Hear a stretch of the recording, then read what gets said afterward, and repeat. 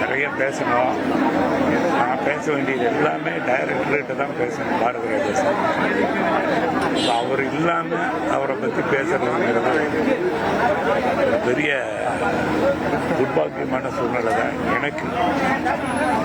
நாங்கள் சினிமாவை தேடி வரும்போது ஒரு இரும்பு கோட்டையாக இருந்தது.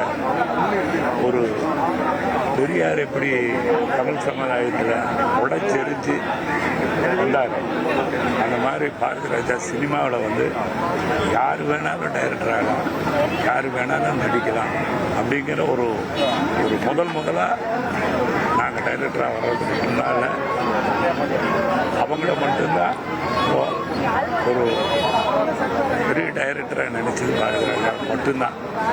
நான்லாம் அவர்கிட்ட என்னுடைய நண்பர் பாக்யராஜ் அவர் கூட ஒர்க் பண்ணார்.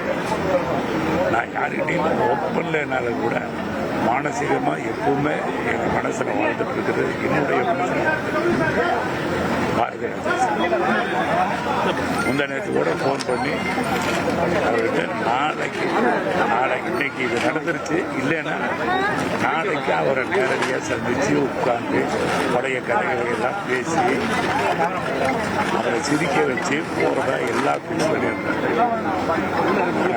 என்னுடைய துரதிர்ஷ்டம் அவரை கடைசி நேரத்தில் பார்க்க முடியாது. அவருடைய இது வந்து தமிழ் சமூகத்துக்கு, தமிழ் சினிமாவுக்கு ஒரு பெரிய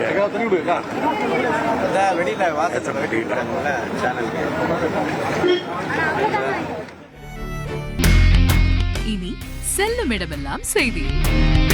தந்தி டிவியின் வாட்ஸ்அப் சேனலை ஃபாலோ பண்ணினா செல்ல இருக்கும் இடமெல்லாம் செய்தி. இதோ QR கோட் இப்பவே ஸ்கேன் பண்ணுங்க, ஃபாலோ பண்ணுங்க.